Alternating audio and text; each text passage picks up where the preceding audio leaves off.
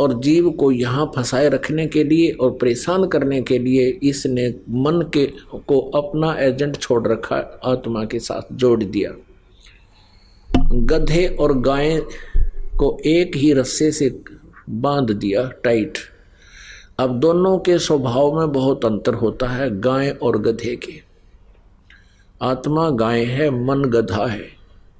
इसकी सारी उल्टी नेचर है, आत्मा की नेचर इसके विपरीत है।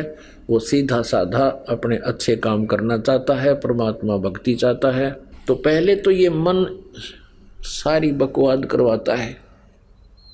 देखो भोजन कितना सुंदर आहार है, खाना बनाओ, रोटी बनाओ, हलवा बना लो, पूरी बना ले, कचौरी बना ले, सब्जी, दही, बड़े, किशमिश, काजू, सेब, संतरे, कितने सुंदर आहार है। लेकिन इसने कर्म बिगड़वाने से मतलब है बीड़ी पी पाओगा। जब बस सीख लेंगे एक दूसरे ने, कितना आग लगी सारे का। बताया बीड़ी पीने की चीज है, हुक्का पीने की वस्तु है। और ये मांस खाते हैं, एक जीव को मार के, अंडे फोड़ के खाते हैं। अंडे का अंदर से निकला हुआ वो पदार्थ, उसको देख के भी उल्टी गिर जाए, ऐसा गंध है उसमें, और उसको मुंह का लाकर फोड़ के पी जाते हैं। और तेरा गजब है। तो ये मन सारे कुक्रम करवाता है, शुक्रम नहीं करवाता। और फिर जैसे कोई चोरी करता है, कोई डाके मारता है, कोई हत्याएं कर देता स्वार्थवश पैसे के लालच में, और फिर उसको भोगने पड़ते हैं। अब ये काल क्या कहता है कि मैंने तो एक न्यायाधीश बैठा रखे है और उसको आदेश दे दिया है कि जो जैसे कर्म करे वैसे फल दे दे। अब ये कर्म तो आप गलत करवा देता है और फिर सजा का पात्र प्राणी खुद होता है। तो जिस कारण से यहां कितना कष्ट हमारे ऊपर आया हुआ है। अभी बताया आपके किसी की बेटी मर गई, किसी का बेटे की मृत्यु होगी, कोई स्वयं किसी बीमारी से ग्रस्त है, कोई किसी टेंशन से, या क्या बुरा हाल है प्राणी का। एक्सीडेंट के, दुर्घटना के अंदर पूरा परिवार का परिवार नष्ट हो जाता है, मृत्यु को प्राप्त हो जाता है। किसी को कैंसर है, कोई किसी रोग से ग्रस्त है, कोई किसी टेंशन से ग्रस्त है। इस स्थिति को देखकर क्या यहाँ के भगवान को, क्या यहाँ के मालिक को भगवान कह सकते हैं? क्या ये परमात्मा कहने योग्य है? कभी नहीं। ये परमात्मा नहीं है। परमात्मा का अर्थ है जो दुख ना दे, सुख ही सुख दे। इसलिए श्रीमद् भगवत गीता अध्याय नंबर 15 के श्लोक नंबर 16 और 17 में 3 प्रभुओं की पहचान बताई। 3 पुरुष, सरपुरुष और अक्षर पुरुष तो ये नासवान है, इनके अंतर्गत जितने प्राणी वो भी नासवान है, ये भी दुखी हैं। जन्म मृत्यु जहाँ हुआ दुख ही दुख है। फिर 17वें श्लोक में कहा 15वें के में कि उत्तम पुरुषत्व अन्य, वो दयालु भगवान, वो श्रेष्ठ प्रभु। उत्तम पुरुष, उत्तम माने अच्छा, अच्छा भगवान। तो इसे सिद्ध है कि ऊपर वाले अच्छे नहीं है, इसलिए इसको पुरुषोत्तम कहा, उत्तम पुरुष कहा। और फिर कहा कि इसको परमात्मा कहा जाता है, इसको परमात्मा कहा जाता है। उत्तम पुरुष तो अन्य परमात्मा इति उदाहरतः, ये परमात्मा कहलाता है। यह लोक तरह आविश्य विवर्ती अवैश्वर है। ये तीनों लोकों में प्रवेश करके सबका धारण पोषण करता है। ये है वास्तव में अविनाशी परमात्मा परमेश्वर। अब 15वें अध्याय के 16वें श्लोक में अक्षर पुरुष लिखा है। अक्षर पुरुष, अक्षर का अर्थ सर माने नासवान, सर पुरुष तो ये ब्रह्म है, किस ब्रह्मांड का स्वामी, जिसे ज्योति निरंजन काल भी कहते हैं। और अक्षर पुरुष का अर्थ होता है अविनाशी प्रभु। अक्षर का अर्थ अविनाशी होता है, लेकिन ये फिर नासवान भी कहे हैं, इनके और इनके अंतर्गत जितने प्राणी सबका सब नाशवान है। अब जैसे और फिर कहा 15 में जाके 17वें श्लोक में गीता जी में कि उत्तम पुरुषत्व ने परमात्मा इति उदाहरत, यह लोक त्रयमा विषय विभर्ती अवय ईश्वर है। अवय माने अविनाशी, जिसका नाश ना हो। वास्तव में वो तीसरे नंबर का जो परम अक्षर ब्रह्म है, परम अक्षर पुरुष है, वो है अविनाशी। अक्षर पुरुष भी अविनाशी कहा, लेकिन यहाँ डिफाइन किया है गीता ज्ञानदाता ने, क्योंकि ये गॉड गिवन स्पिरिचुअल नॉलेज है जो इस ब्रह्म को दिया था परमात्मा ने वेदों में। वेदों वाला ज्ञान इस काल ने ब्रह्म ने स्वयं बोलना पड़ा उस माल्य के आदेश से। तो इसमें कहा कि वो है अवय ईश्वर है। अवय माने अविनाशी। अब अक्षर का भी अर्थ अविनाशी होता है, लेकिन ये कैसे अविनाशी अक्षर पुरुष कह दिया, इसका यहां थोड़ा सा विस्तार से विवरण देना पड़ेगा। जैसे सरपुरुष यानी ब्रह्म, सरब्रह्म, इसकी आयु कितनी है? अब एक ब्रह्मा जी की आयु सबसे पहले कैलकुलेट करते हैं। 4 युगों की एक चतुर्युगी होती है, सतयुग, त्रेता, द्वापर और कलयुग। इसका कुल योग सभी वर्षों का 43,20,000 वर्ष होता है। इसको एक चतुर्युगी कहते हैं, चतुर्युग कहते हैं। ऐसे ऐसे 1000 चतुर्युग का ब्रह्मा जी का दिन इतनी ही रात्रि होती है। और ऐसे बने हुए 30 दिन रात का 1 महीना और 12 महीने का 1 वर्ष। ओहो। और 100 वर्ष की ब्रह्मा जी की आयु, ऐसे 100 वर्ष की। अब ब्रह्मा जी से 7 गुना विष्णु जी की यानी 700 वर्ष ऐसे बने हुए, और विष्णु जी से 7 गुना शिव जी की आयु अधिक 4900 वर्ष की। 4900 वर्ष ऐसे बने हुए। और फिर उसके बाद इन तीनों की मृत्यु होती है। और जैसे ब्रह्मा जी की मृत्यु से पहले ही ये सरपुरुष यानी काल अपनी पत्नी दुर्गा के संयोग से एक पुत्र उत्पन्न कर लेता है। उसी समय उसको कोमा में रखता है। वर्तमान ब्रह्मा की मृत्यु होते ही उसको ऐसे ही रख देगा कमल के फूल पर। फिर उसके नए सिरे से जीवन शुरू होगा। तो ऐसे जब 70,000 बार ये शिव मर जाएंगे, जिसकी आयु ब्रह्मा जी से 49 गुना ज्यादा, यानी 7 गुना तो विष्णु जी की होगी, ब्रह्मा से ज्यादा, विष्णु जी से ज्यादा होगी शिव जी की 7 गुना, यानी 49 गुना ब्रह्मा से ज्यादा आयु है शिव जी की। तमोगुण शिव की, काल के पुत्र, ये तीनों ब्रह्म के पुत्र। तो 70,000 बार जब शिव जी की मृत्यु हो लेगी, तब एक ब्रह्मांड का विनाश होगा। और ब्रह्मलोक में युग काल रहता है, ब्रह्म रहता है, इसकी भी मृत्यु होगी और दुर्गा की भी मृत्यु होगी। वो युग होगा। एक ब्रह्मांड का जो विनाश होता है, 70,000 बार त्रिलोकीय शिव मर जाते हैं, तो ये एक युग होगा किसका? अक्षर पुरुष का। पुण्यात्मा ऐसे ढंग से आपको समझा देगा ये दास इस ज्ञान को, उंगलियों पर आ जाएगा आपके ये सारा। तो ये एक युग होगा अक्षर पुरुष का।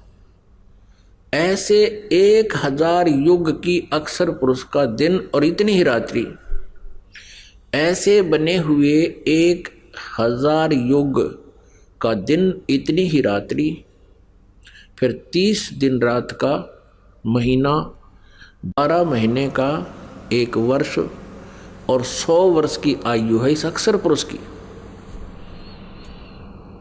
अब देखो पुण्यात्मा, इतनी लंबी उम्र है इसकी, इसलिए इसको भी अक्षर पुरुष कह दिया। बताओ। और फिर भी इसकी मृत्यु। अब परमात्मा कबीर देव जी अपनी सच्चिदानंद घन ब्रह्म की वाणी में कहते हैं, एती उम्र बुलंद मरेगा अंतरे, क्योंकि सतगुरु लगे न कान न भेंटे वो संतरे। एती उम्र बुलंद मरेगा अंतरे, सतगुरु लगे न कान न भेंटे वो संतरे। परमेश्वर कबीर देव जी, सच्चिदानंद घन ब्रह्म जी स्वयं ही तत्वदर्शी संत की भूमिका करने आते हैं, तब अपनी अमृतवाणी में या उनसे जिनको वो मिलते हैं संतों को, वो संत अपनी अमृतवाणी में अच्छी आत्मा जो होती है वो क्या बताते हैं कि इतनी लंबी उम्र भी हो जाएगी तो भी अंत में मृत्यु होगी। क्यों होगी? क्योंकि सतगुरु लगे न कान न भेंटे वो संतरे। सतगुरु नहीं मिले, तत्वदर्शी संत नहीं मिले, सतगुरु नहीं मिले, जिस कारण से इतनी लंबी उम्र वाला व्यक्ति भी होगा कोई, उसकी भी मृत्यु होगी। तो यहां पुण्यात्माओं ये स्पष्ट हो गया कि इसको अक्सर पुरुष इसलिए कहा है कि इसकी उम्र लंबी घनी है। जैसे एक तो सफेद मिट्टी चीनी होती है, जिसको चीनी का बोलते हैं, कप, वो तो अंडरस्टूड है, हाथ से छूट गया और पक्के फर्श पर गिर गया, गिरते टुकड़े टुकड़े हो जाएगा। ये सतिथि तो समझो सरपुरुष की, ब्रह्म की, और इसके अंतर्गत जितने प्राणी हैं इनकी इतनी उम्र है। हालांकि हमारे दृष्टिकोण से तो बहुत लंबी उम्र है इनकी। ब्रह्मा जी का एक दिन 1000 चतुर्युग का, एक चतुर्युग में हमारे वर्ष यहाँ के 43,20,000 और फिर 100 वर्ष की उम्र उसकी, वो तरह जो, और फिर भी इनकी उस पूर्ण परमात्मा और अन्य उस तुलना से क्या बताते हैं, ये तो ऐसी उम्र है ब्रह्म तक की, इसकी सतिथि इनकी बॉडी की समझो ये चीनी का बना हुआ प्लेट होया करें, प्लेट है, कटोरी हो, कप है, और अक्सर पुरुष समझो स्टील की बॉडी है इसकी, ये समझ लो, चाय पीने का कप समझ लो।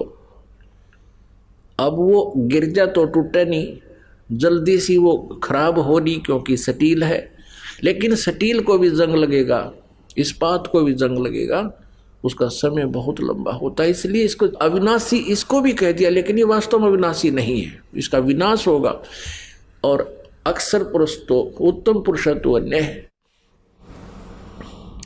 अब तीसरी धातु सोना होती है, स्वर्ण, गोल्ड। अब उसको ना जर लगे ना कुछ हो, कितने वर्ष रखे रखो, तो ऐसे इन भगवानों की सतिथि से परिचित होने के लिए अब इसको अक्सर पुरुष कहा है। गीता अध्याय नंबर 15 के श्लोक नंबर 16 में सरपुरुष और अक्सर पुरुष, सरपुरुष ये ब्रह्म है, अक्सर पुरुष ये परब्रह्म है जो सात संग ब्रह्मांड का स्वामी है। इसको अक्सर माने अविनाशी भगवान कह दिया, लेकिन फिर बताया कि इनकी मृत्यु है, इनकी भी, इनके अंतर्गत जितने प्राणी सबके स्थूल शरीर नाशवान है, जीवात्मा मरती नहीं। 15वें अध्याय के 17वें श्लोक में कहा है कि उत्तम पुरुषत्व ने परमात्मा इति उदाहरते, ये लोग तरम अविश्य विभर्ति अवे ईश्वर है, वो है वास्तव में अविनाशी परमात्मा है। गीता जी अध्याय नंबर 8 के श्लोक नंबर 17 में कहा है कि ब्रह्म ने, यानी इस परब्रह्म को यहाँ ब्रह्म ने कहा है, उस परब्रह्म के, यहाँ ब्रह्मा का नहीं, इन्होंने उसका अर्थ ब्रह्मा का रखा, गलत किया है। और उसमें चतुर्युग भी नहीं है, अनुवादकर्ताओं ने चतुर्युग लिख दिया, उसमें ओनली युग लिखा है। ये देखिएगा, श्रीमद् भगवद गीता, गीता प्रेस गोरखपुर से प्रकाशित है, जयदयाल गोविंद का इसके अनुवादक है।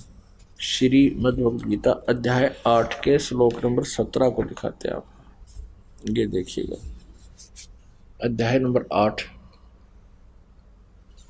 और श्लोक नंबर 17, इसमें संस्कार देखो, सहस्र युग पर्यंत, इसमें सहस्र चतुर्युग नहीं लिखा, सहस्र युग पर्यंतम, अह माने दिन, यत मान जो, ब्रह्मण्य माने अक्षर पुरुष। यहाँ ब्रह्मण्य का अर्थ इस अक्षर पुरुष यानी परब्रह्म की तरफ संकेत, क्योंकि यहाँ आयु से संबंधित है, इसकी आयु है, इसलिए इसको परम अक्षर ब्रह्म यहाँ नहीं कहा जा सकता। वैसे ब्रह्मण्य का अर्थ बड़ा भगवान, ब्रह्मण्य माने ब्रह्म से जो बड़ा है, ये परब्रह्म भी इससे बड़ा है, और परम अक्षर ब्रह्म वो परमात्मा पूर्ण ब्रह्म वो भी इससे बड़ा है। सहस्र योग पर्यंतम अह यत ब्रह्मण विदु। रात्रि सहस्र युग सहस्रांतम, इसमें चतुर्युग नहीं है। ते अहोरात्र विद जना, इसका अर्थ है, इन्होंने अनुवाद गलत किया है। इन्होंने यहाँ लिख दिया ब्रह्मा का जो एक दिन है उसको 1000 चतुर्युग की अवधि वाला, जबकि मूल संस्कृत में चतुर्युग नहीं है, ओनली युग है, नोट चतुर्युग। इन्होंने अनुवाद अपने ज्ञान से यहाँ पर घुसोड़ दिया, चतुर्युग नहीं, 1000 युग की अवधि है। अक्षर पुरुष की जानकारी है यहाँ पर ब्रह्म से आगे। और इतनी ही रात्रि भी 1000 चतुर्युग नहीं है, ओनली युग सहस्रांतम, सहस्र माने 1000 युग के अंत वाला, अवधि वाला, 1000 युग की अवधि वाली रात्रि है। और जो व्यक्ति तत्व से जानता है वह योगी जन अहोरात्रविद, वो इसके सही भेद को जानता है, इस दिन रात को सही बता सकता है, जो तत्वदर्शी संत होगा। अब ये स्पष्ट हो गया कि इन्होंने अनुवाद में बहुत गड़बड़ी कर रखी है अपनी अज्ञानता के कारण। यह चतुर्युग नहीं आना चाहिए। अब प्रश्न चल रहा है कि हम दयालु परमात्मा ने छोड़ के इस काल के लोक में आगे, यो दयालु नहीं है। ये तो श्रीमद् भगवद गीता अध्याय नंबर 21 में अर्जुन कह रहा है कि हे भगवान, आप तो इन ऋषियों को भी खा रहे हो, आप देवताओं को भी खा रहे हो। और ये ऋषियों के समुदाय झुंड के झुंड हाथ जोड़े खड़े हैं आपके आगे, आपकी स्तुति कर रहे हैं स्तोत्रों के माध्यम से, वेदों के स्तोत्रों से, और अब मंगल कामना करते हैं कि बख्श दो बख्श दो। आप तो इनको भी खा रहे हो। अध्याय नंबर 11 के श्लोक नंबर 32 में गीता ज्ञानदाता श्री कृष्ण में प्रवेश करके कह रहा है कि मैं काल हूँ अर्जुन, और सबको खाने के लिए आया हूँ। और अर्जुन कहता है भगवान, कुछ तो आपकी जाड़ा में लटक रहे हो और कुछ को आप खा रहे हो, वो सब तो आपके मुंह में समा रहे हैं। ये खुद का मैं काल हूँ। अर्जुन का तुम तो उनको भी खा रहे हो जो आपकी स्तुति कर रहे हैं। पुण्यात्मा, जब तक हम इस काल के इंद्रजाल को नहीं समझाएंगे हम भक्ति नहीं कर सकते। हम यही इस काल के ही इस भूर भुलैया में, इसके ये इस चकाचौंध में यही भूले रहेंगे और जीवन व्यर्थ कर जाएंगे। परमात्मा के ज्ञान को समझकर फिर परमेश्वर कबीर देव जी की शरण में रहते हुए, मर्यादा में रहते हुए आप अपनी सच्ची भक्ति करते रहना। आपको यहाँ के सुख भी सबसे ज़्यादा मिलेंगे, लेकिन वो उतने ही देगा भगवान जितने आपको आवश्यक होंगे। तो ऐसे आप इसका करके देखना भक्ति भगवान सतपुरुष की। तो कहने का भाव ये है कि वो दयालु भगवान है और ये काल भगवान है जहां हम रह रहे हैं। और ये खुद भी कहता मैं सबको खाने के लिए आया हूं, मैं काल हूं, मैं परवर्त हुआ हूं। तो यहाँ कोई भी ऐसी व्यवस्था हमें नहीं लगती जिसके हम परमात्मा को दयालु कह सके, यहाँ के मालिक को। हम जिस आधार से ये कह सके ये भगवान दयालु है, और कोई दयालुता भी करता है तो वो परमेश्वर पूर्ण ब्रह्म ही यहाँ आता है, हमें विधि बताते हैं और उनके अनुसार हम यहाँ क्रिया करते हैं। तो इस काल का जो नियम है वो भी स्थिर हो जाता है। काल का नियम है कि जिसकी जितनी आयु निर्धारित है उसकी मृत्यु उस समय निश्चित होगी, और जिसको कोई आपत्ति आनी है उसके प्रारब्ध में संस्कार में है तो वो भी उसने भोगनी ही पड़ेगी। और पूर्ण परमात्मा सतपुरुष कबीर देव जी की शरण में इस दास के माध्यम से यथार्थ मंत्र का जाप करते हुए मर्यादा में रहोगे, आप जी के ऊपर कोई आपत्ति आपके प्रारब्ध वाली नहीं आएगी। और आपकी मृत्यु होनी हो आपके संस्कार में, वह मृत्यु भी नहीं होगी। तो ये है दयालु परमात्मा पूर्ण ब्रह्म। इस काल के आपत्ति वाले जो इसके हथियार हैं, जो इसके नियम हैं, उनको भी स्टेबल कर देगा, स्थिर कर देगा, जाम कर देगा। अब यहाँ कुछ एक भक्त कहते हैं कि भगवान को दयालु कहते हैं, यहाँ बुरा हाल हाहाकार मच रही है, दयालु कैसा हुआ? जिस लोक में ये कष्ट नहीं है वो परमात्मा वहां का मालिक है, और वहां जाने के बाद आपको कोई कष्ट नहीं होगा। जरा मरण मोक्षाय मम आश्रित यतंती, ये ब्रह्म तत्विदु अखिल अध्यात्म कृष्णम, सभी कर्मों को और सभी अध्यात्म को जो जानता है और तत्ब्रह्म को जो जान चुका है, वो जरा मरण मोक्षाय यतंती, वे जरा और मरण से छुटकारे के लिए ही प्रयत्न करते हैं। मेरे इस ज्ञान को आश्रय करके कि तत्वदर्शी संत की खोज करो। तत्वदर्शी संत फिर बताएगा ये ज्ञान जो दास आपको बता रहा है, उस परमात्मा को, तत्ब्रह्म को, परम अक्षर ब्रह्म की महिमा को जान करके फिर तो केवल जरा और मरण से छुटकारे का प्रयत्न ही करेंगे। अब यहां जरा माने बुढ़ापा। आज जो युवा हैं और जो आज वृद्ध हैं, अब उन युवाओं को ये ध्यान नहीं कि ये जो आज वृद्ध हैं ये भी कभी युवा थे, और आज इनसे उठकर बैठा नहीं जाता। कभी कोई पीड़ा, कभी कोई आंखों में कष्ट, कभी दांतों में दुख, कभी सिर में दर्द, कभी पिंडी भड़के, कभी कमर दर्द, कभी बाई होगी, कभी कफ हो गया, कभी पित्त बढ़ गई, सौ समस्याएं होती हैं। तो यहाँ परमात्मा बताते हैं कि सबसे बड़ा कहर इस प्राणी पर वृद्धावस्था होता है, और दूसरा कहर मृत्यु, और दोनों ही किसी को गंवारा नहीं, कोई नहीं चाहता दोनों को, और दोनों कंपलसरी। मृत्यु तो कंपलसरी है ही, बुढ़ापा ना आवे पहले मर जा तो और घना दुख, छोटे छोटे बालक रह जा, तो यहाँ कहर ही कहर है। तो यहाँ उस सतलोक में जाने के बाद ना बुढ़ापा है ना मृत्यु है, दोनों कहर टल गए। ना ही कोई कष्ट है ना कोई काम है। कोई भी व्यक्ति नहीं चाहता मैं काम करूं, यदि बिना किए काम उसको कुछ मिल जावे तो क्या जरूरत है उसने हाथ पैर मारने की। अब हम बच्चों को पढ़ाते हैं, इसलिए पढ़ाते हैं, और बच्चे भी इसी उद्देश्य से पढ़ते हैं, पढ़ करके हम अफसर लग जाएंगे या अधिकारी कर्मचारी लग जाएंगे, हमने ये कठिन काम ना करना पड़े। सभी ये चाहते हैं, पानी भी ना पीना पड़े, पहने वाले नौकर हों। तो कहने का भाव ये है कि ये व्यवस्था नकली है और असली व्यवस्था सतलोक में है। कोई काम नहीं, किसी चीज़ का अभाव नहीं, सदा बाहर वहाँ पेड़ वृक्ष, काजू किस्म, सेब संतरे फल, सदा बाहर वहाँ पर बाग बने हुए हैं। वहाँ का जल और दूध कभी समाप्त नहीं होता, खराब नहीं होता। समुद्र के समुद्र भरे हैं, जैसे गंगा का जल जो है सतलोक से आया हुआ है। ये एक एग्जाम्पल है कि ये कभी खराब नहीं होता, आप कितने वर्ष रख लो।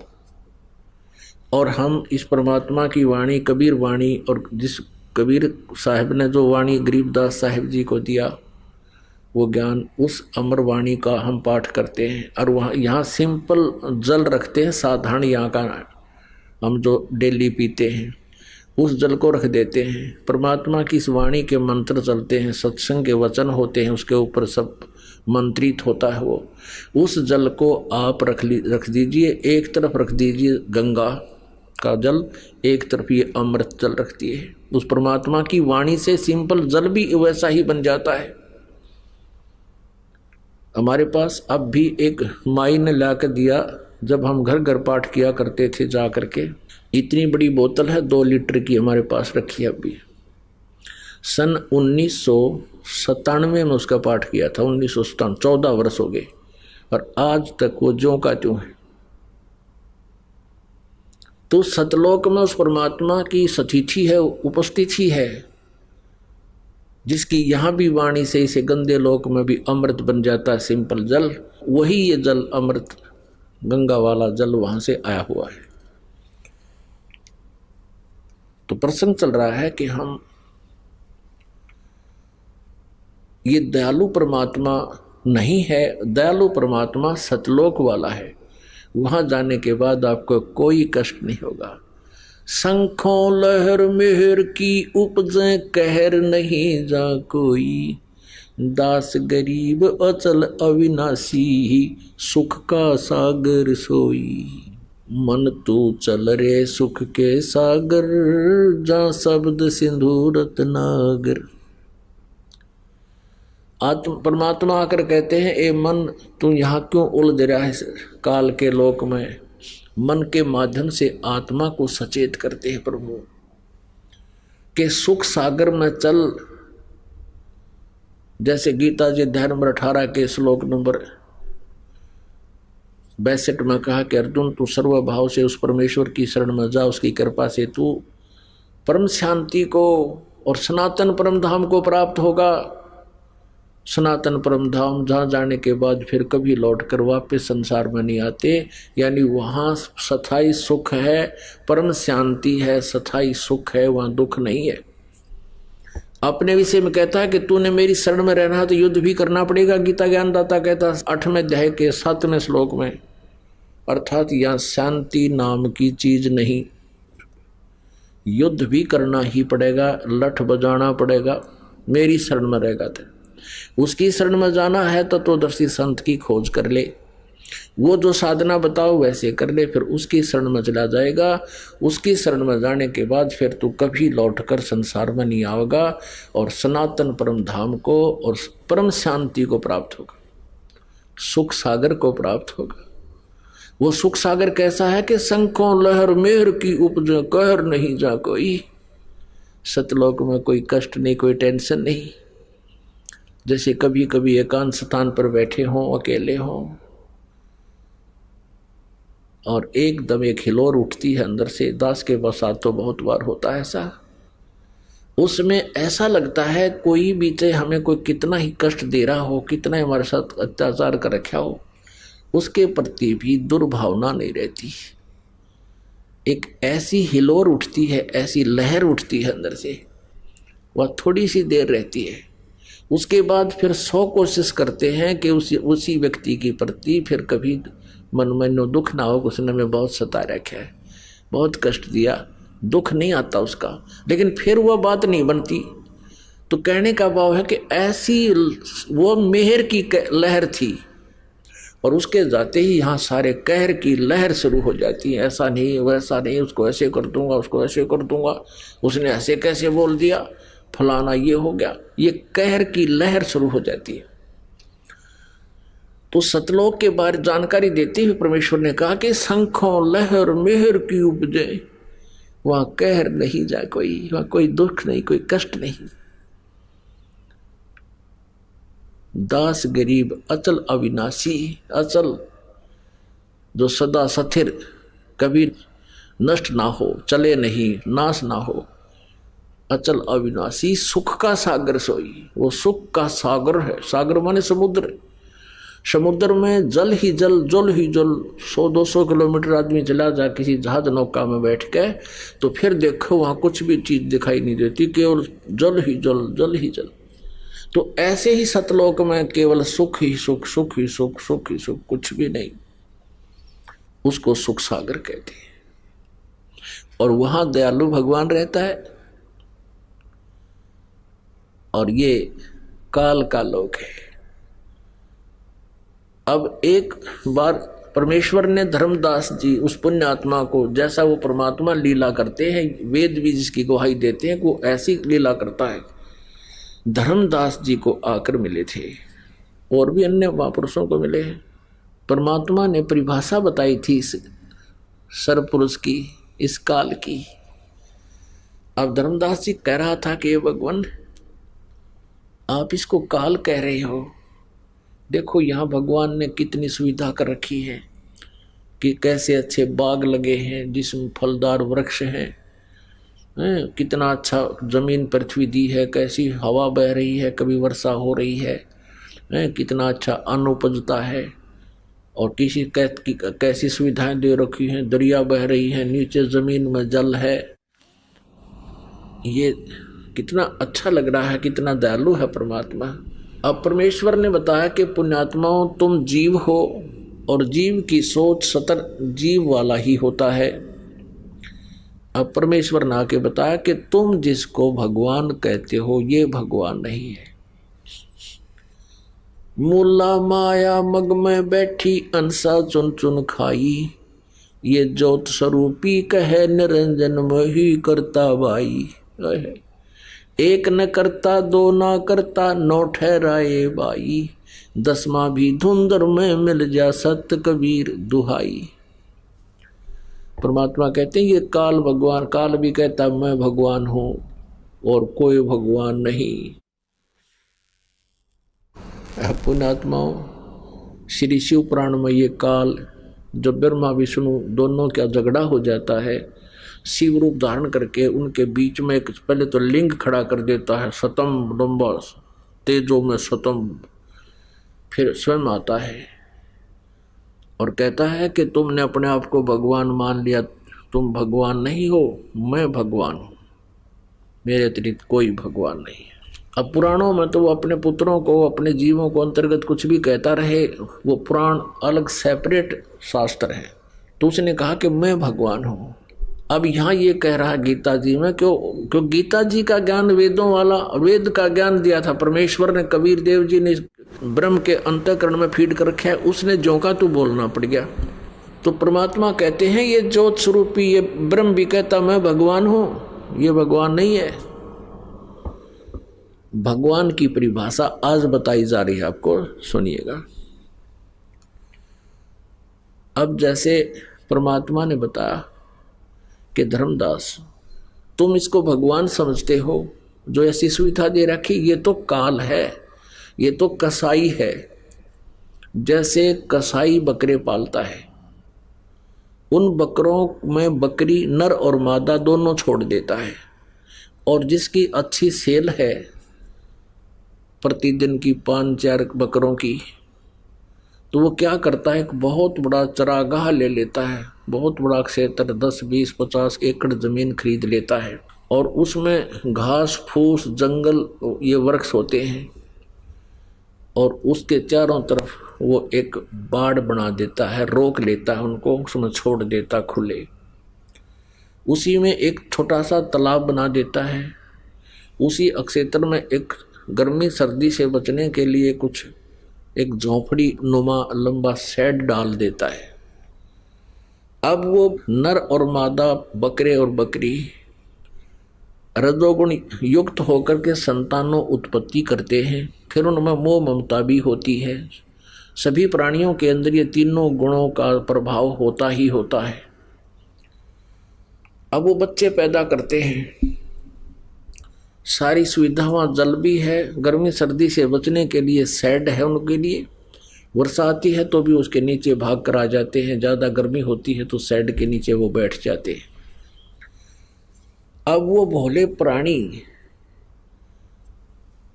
उस कसाई को जिसने इतनी सुविधा दे रखी है, उसको अपना नेक मालिक मानता है, और ये देख सोचता है कि देख कितना अच्छा हमारा मालिक है, हमारी कितनी केयर टेक करता है, कितनी देखभाल रखता है, जल का तालाब है, पेड़ पौधे खूब हैं जहाँ वो घास फूस अड़ंगा खाते हैं, और शेड बना रखा है।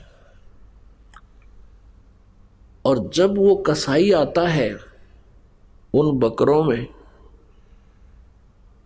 वो तो आके देखता है बाजू पकड़ के, ये कितना मांस हो गया, इसमें कितने किलो का मांस हो गया, कितने का बिकेगा। और वो न सोचे हैं हमारा दयालु मालिक आ गया, और वो बकरे उसको प्यार देते हैं, ऐसे चाटते हैं और ऐसे अपने आगे के पैर उठा के और उनको प्यार देना चाहते हैं, नो प्यार करना चाहते हैं कि बहुत अच्छा आदमी है यो, इतनी सुविधा दे रखी है। और वो आता है नो देखने, यो कै किलो का हो गया, कितने का बिकेगा। और फिर वैसे तो वो दिखता है बड़ा दयालु, कितनी सुविधा दे रखी है, और जब उसका आ जाता है डिमांड 5-4 बकरों की इकट्ठी, तो वो ना देखता किसकी माँ है, किसका बेटा है, किसकी बेटी है, मोटे मोटे लाठी लेकर डंडा लेकर ऐसे निकाल ले जाता है। और जाके कटवा के अपना उल्लू सीधा कर लेता है, कुछ खुद का खाता है और बाकियों को बेच देता है। जब वो बकरे या बकरी वो ले जाता है निकाल के, उनसे संबंधित जो बकरे हैं वो बहुत कुछ देर तो नो रो रो कर भागते हैं, नो देखते हैं कहाँ गए कैसे गए, रोते रहते हैं, वो लेके चला जाता है। अब परमात्मा ने काल की परिभाषा बताई कि यो काल है और तुम इसको दयालु मानते हो। दुर्घटना में देखो किसी का बेटा मर गया, किसी की बेटी मर गई, खुद मर गए, पूरा परिवार का परिवार नाश हो जाता है। एक समय एक दुर्घटना में 4 व्यक्ति मर गए एक ही घर के।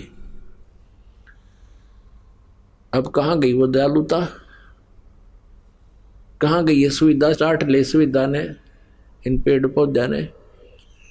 अब परमात्मा हमें याद दिलाना चाहते हैं कि तुम वहां चलो सतलोक में, और वहां जाने के बाद ऐसी ही सृष्टि है। ये गुमराह करने वाला पंथ, ये राधा स्वामी धन धन सतगुरु, ये सच्चा सौदा सरसा जगमाल वाली, यो गंगुआ वाला, और ये ठाकुर जी महाराज, यो जय गुरुदेव, ये सारे भ्रमित हैं। ये काल का चलाया हुआ पंथ है। और ये कहते हैं सतलोक में तो प्रकाश ही प्रकाश है, चेतन ही चेतन है, वहाँ भगवान नहीं है। वहाँ तो आत्मा ऐसे मिल जाती है परमात्मा में जैसे बूंद समुद्र में। बता इनकी अकल है।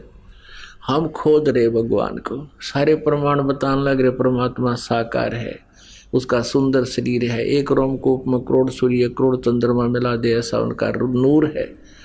अरे ये क्या वहाँ कुछ भी नहीं है।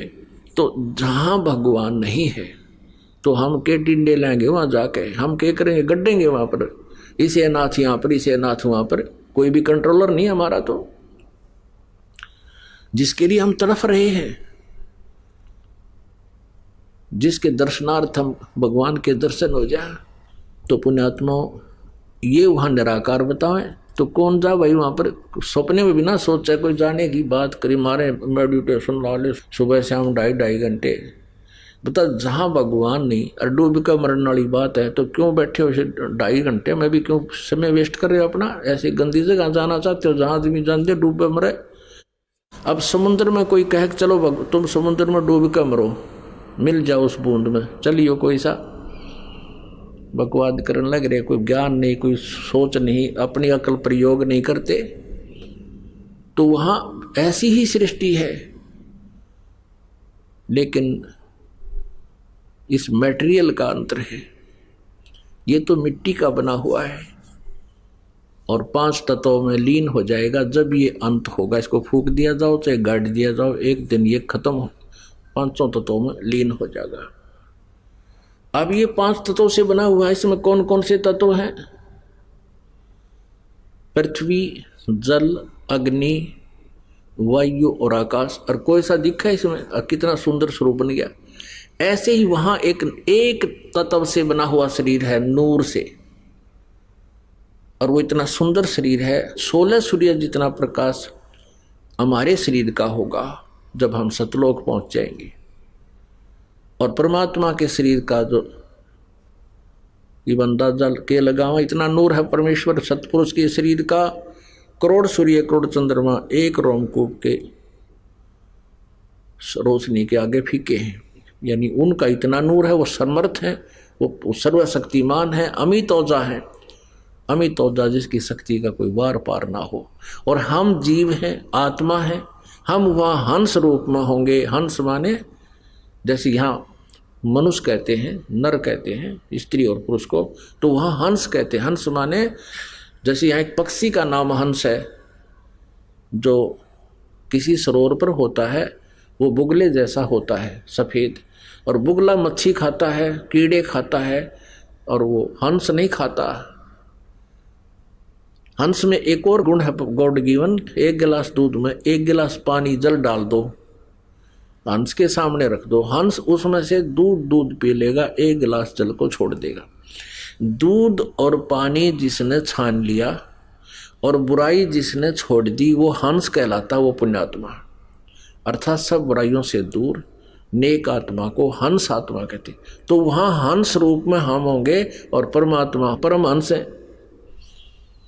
आत्मा हंस और परमात्मा परमहंस, यानी वो परमहंस है, वो परमात्मा है, वो श्रेष्ठ आत्मा, वो श्रेष्ठ है, वो दयालु है। तो यहां गीता जी अध्याय नंबर 15 के श्लोक नंबर 17 में कहा कि उत्तम पुरुषत्व अन्य परमात्मा इति उदाहरते, उसको भगवान कहा जाता है, वो है परमात्मा।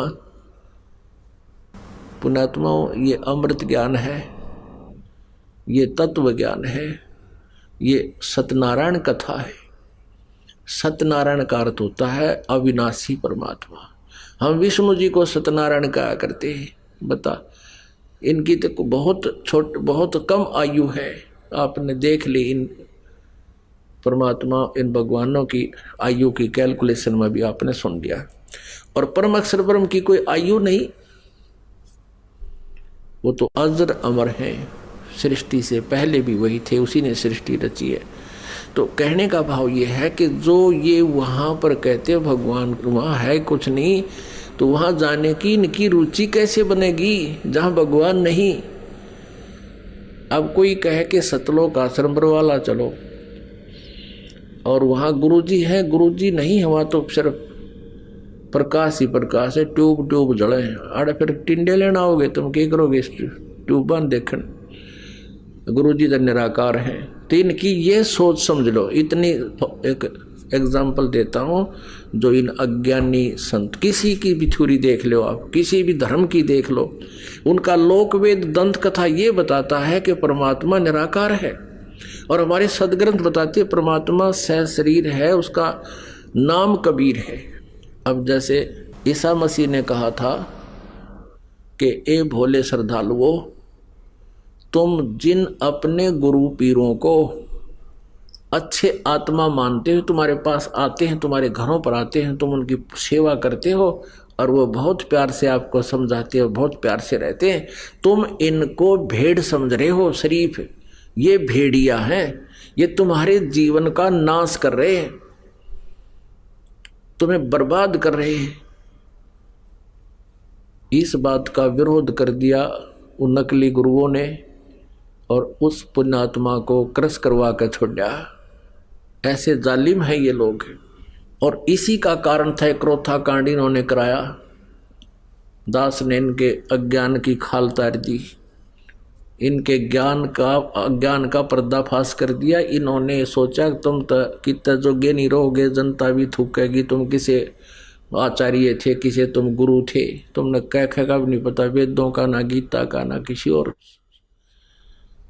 ज्ञान। तो इन्होंने अपना उस अज्ञान को बचाने के लिए इन कैसा जुल्म करवा दिया। क्रोथा कांड, आश्रम छिनवा लिया सीएम से मिलकर, जनता को भ्रमित करवा दिया, गलत प्रचार करवा के, और झूठे केस बनवा दिए हमारे पे। लेकिन अब वो 500-600 वर्ष पुराना भारत नहीं है। शिक्षा का यही लाभ है, सब एजुकेटेड हैं, बहन भाई बेटे बुजुर्ग, और सभी समझते हैं अपने सदग्रंथों को, जिसका परिणाम है कि आज हम फिर आबाद हो गए, क्योंकि हमारे साथ परमात्मा है, परमेश्वर हमारे साथ है। उस परमेश्वर का चलाया हुआ ये पंथ है, ये मार्ग है। अब जैसे श्रीमद् भगवद गीता अध्याय नंबर 16 के श्लोक नंबर 23-24 में कहा कि जो शास्त्र विधि को त्याग कर मनमाना आचरण करते हैं, ना उनकी गति होती है, ना उनको सिद्धि प्राप्त होती है, और न ही उनको कोई सुख होता है, अर्थात यूजलेस। इससे तेरे लिए अर्जुन 24वें श्लोक में 16वें अध्याय की गीता जी, इससे तेरे लिए कर्तव्य और अकर्तव्य की व्यवस्था में शास्त्र ही प्रमाण है। यानी जो साधना करनी चाहिए, जो ना करनी चाहिए, वो सदग्रंथ में जो लिखे हैं वही हम आप मान्य होनी चाहिए, अन्य नहीं। किसी की लोक वेद की कथा से स्वीकार ना करना। तो ये जितने भी गुरुजी थे अभी तक हमें लोक वेद सुनाया करते थे।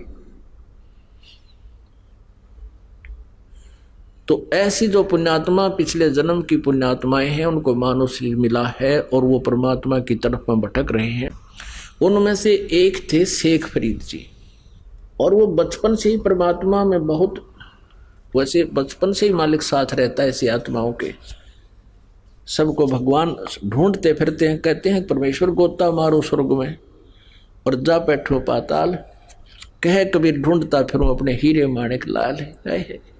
शेख फरीद जी थे मुसलमान धर्म में।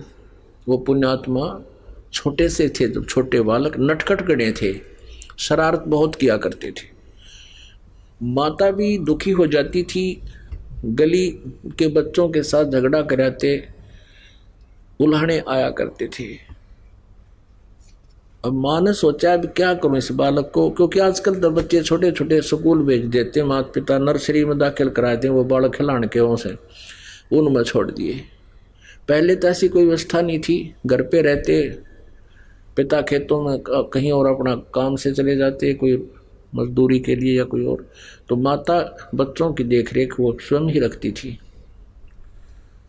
वो शरारत गणी करा करता, उलाने से तंग आ गई। उसने सोची कि इलाज करूं इसका। उसने कहा कि बेटा तू नमाज करा करे, अल्लाह की बंदगी किया करे। शेख फरीद छोटा सा बालक था, कहने लगा क्यों, किस लिए करूं, मुझे क्या मिलेगा। अब वो खजूर गणे खाया करता, खजूर। माता ने कहा कि अल्लाह तुझे खजूर देगा बेटा। बोला सचमुच माता, कहाँ, अल्लाह तुझे खजूर देगा। तो कहने लगा बता मुझे कैसे करना है। अब माता ने तो सोचा ठीक हो गया। अब माता ने कहा कि ले एक कपड़ा बिछा दिया, गद्दा गद्दला कोई बिछौना बिछा दिया। अब बेटा इस पे लेट जा, ऐसा आंखें बंद रखना, कभी ऐसे करना कभी ऐसे करना, और ये कहना अल्लाह मुझे खजूर दे, खुदा मुझे खजूर दे, ऐसे कहते रहना, आंखें नहीं खोलनी है। और जब तक मैं ना कहूँ आंखें नहीं खोलना, नहीं तो खजूर नहीं मिलेगा। जब माता का काम का समय होता, उसका बिछा दिया बिछोना और कहा बेटा ले प्रार्थना कर। अब वो लग गया अपना ऐसे करने, आंखें खोले नहीं। माँ ने क्या किया कि खजूर थोड़ा सा इतना सारा और 2 पत्तों के बीच में लपेट कर उसके बिछोने के नीचे रखाई।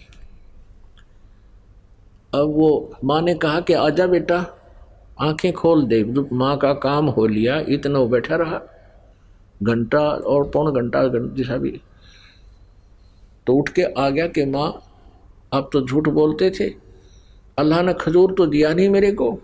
माँ ने कहा बेटा भगवान ऐसे सरेआम नहीं रखता, वो छुपा कर देते हैं, देख तेरे बिछोने के नीचे कहीं जरूर अवश्य मिलेगा। उसने वो चद्दर उठा के देखी, खजूर पाया, कूदता फिरे, खावे खूब कूदे, सब न बतावे आज अल्लाह ने मेरे को खजूर दिया, अल्लाह ने मुझे खजूर दिया। फिर आते नो के माँ अब कब करनी है वह नमाज, जब वो खजूर उसका ख़त्म हो जा, एक अगले दिन फिर के माँ अब कब करना है वो।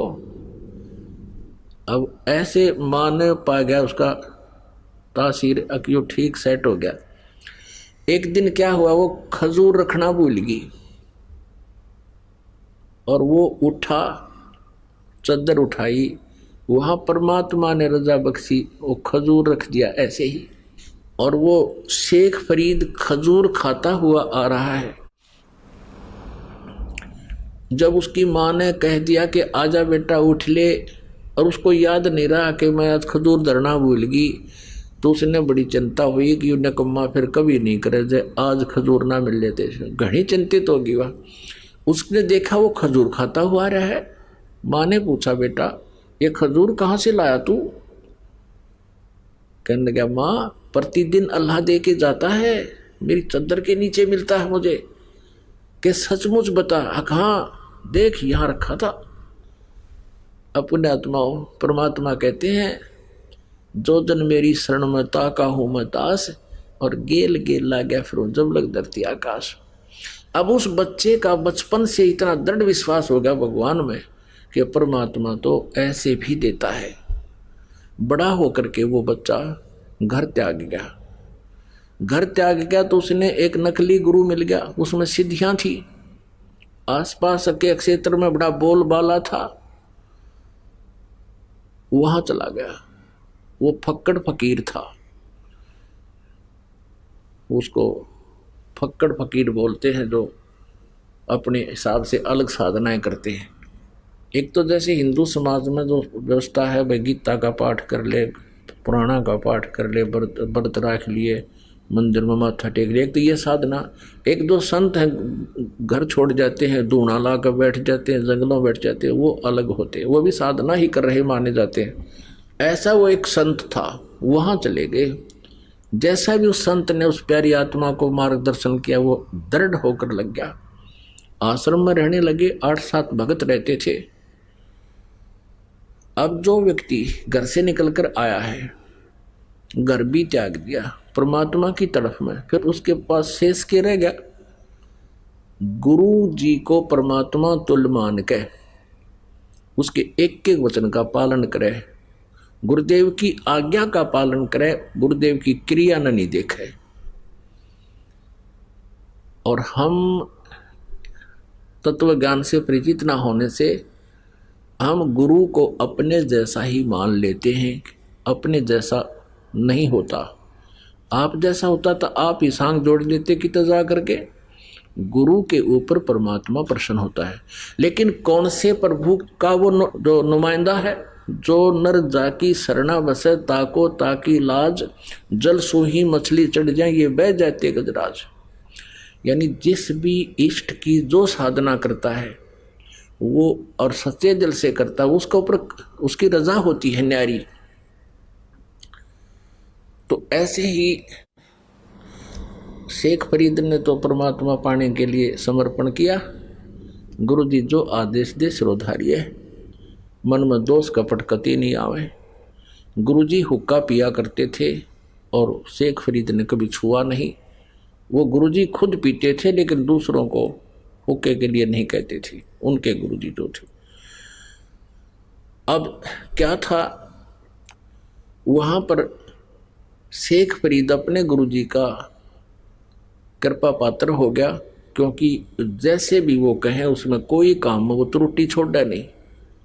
और अन्य गफलत करते थे, उनसे अधिक लगाव उस गुरुदेव का शेख फरीद में था।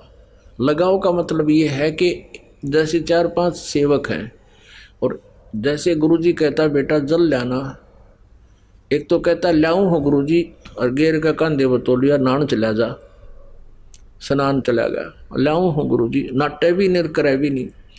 अरे कहते ही दौड़ा आवे अकलो गुरुजी। तो अब गुरुजी उसी को कहेगा बार बार, एक उसको कैसे कहेगा? कहे नूर जाओ इधर ने। एक थोड़ा सा यहाँ एक चुटकुला सुनाते हैं। 2 गुरु चेला थे, 2। शाम के समय गुरुजी ने कहा अपने शिष्य से कि बेटा देखना, सोने की तैयारी पकड़ के गुरुजी वृद्ध थे, लेट गए चारपाई पे।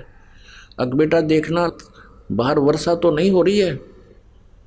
अब चेला इधर लेटा हुआ था, लेटा लेटा कहता गुरुजी हाँ वर्षा हो रही है। गुरुजी बोला रहा तू बाहर तक गया नहीं, तुझे क्या पता कि बिल्ली भीग का आई है, और बिल्ली की तो नाले में पड़ गई होता है, पानी के में जल के में। फिर कहने लगा बेटा अरे ये दीपक बंद कर दे, बुझा दे दीपक। चेला बोला गुरुजी आंखें बंद कर लो, हो गया बंद। बोला अच्छा भाई। फिर गुरुजी ने कहा बेटा दरवाजा तो बंद कर दे। गुरुजी 2 काम मैंने कर दिए, एक तू कर ले। तो एक तो इसे चले गुरुजी के, और एक ऐसा हो कहते ही भागा जावे हाँ जी बाहर गुरुजी कोई वर्षा नहीं है या है। दीपक बंद कर दिया, अच्छा गुरुजी अभी करता हूं। एक ऐसा शिष्य हो, और एक गुरु शिष्य थे। गुरुजी ने कहा एक दिन एक अपने शिष्य को जो ओबीडेंट था, जिसको शिष्य कह सकते हैं, कि बेटा एक दरिया थी, दरिया के किनारे एक पेड़ था। उस शिष्य से कहा कि बेटा इस पेड़ के चारों तरफ एक चबूतरा बना दे मिट्टी का, मैं सुबह घूमने आता हूं, मेरा दिल करता है कुछ देर यहां बैठकर प्राकृतिक आनंद प्राप्त करूं। दरिया के किनारे आश्रम आधा किलोमीटर दूर था, वो वहां घूमने आता था। गुरुजी शिष्य भी साथ आता। गुरुजी जब वापस आश्रम में आगे गया कस्सी लेकर, और चारों तरफ बहुत सुंदर मिट्टी का चबूतरा बना दिया, 4-4 फुट चौड़ा वृक्ष के चारों तरफ, और लीप लाप के ऐसा बना दिया फिट। अब गुरुजी ने वह देखा कि वाह बेटा वाह, वहाँ घूम फिर के दरिया पर स्नान करके वहाँ बैठ गया, चेला बैठ गया नीचे बैठा रहा, वाह भाई वाह। अब अगले दिन कहने लगा बेटा ये मुझे अच्छा नहीं लगा, इसको ढा दे, खत्म कर दे। अच्छा गुरुजी। अगले दिन उसको कति प्लेन कर दिया। अगले दिन फिर वो दोनों आए शेष गुरु, फिर गुरुजी ने कहा बेटा ये चबूतरा वैसा ही बना दे, मेरा दिल करता है यहाँ बैठूं। चेले ने अगले दिन फिर वैसा ही बना दिया। तीसरे दिन फिर गुरुजी ने कहा कि नहीं इसको वैसा ही कर दे। अच्छा गुरुजी, वैसा ही कर दिया। 2 दिन छोड़ के फिर कहा बेटा मेरा दिल करता है जैसे मैं यहीं बैठूं, एक चबूतरा बना दे। अगले दिन फिर बना दिया। और फिर 2 दिन पीछे गुरुजी ने फिर कह दिया ना इसने कर दे ठीक, मुझे अच्छा नहीं लगा, मेरा कुछ नहीं दिल लगता है। तो एक और देखा करता वहां कोई पाली था, गवाला था, वो कहने लगा उस चेले ने, जब वो अगले दिन उसने ढाण आया, उसको प्लेन करना आया, कहने लगा अरे तेरा दिमाग खराब हो रहा है, इस बुढ़े का तो दिमाग खराब हो रहा है। एक दिन कहे बना दे, दूसरा दिन कहे ढा दे, हैं, और तू इसकी सारी बात मानता है।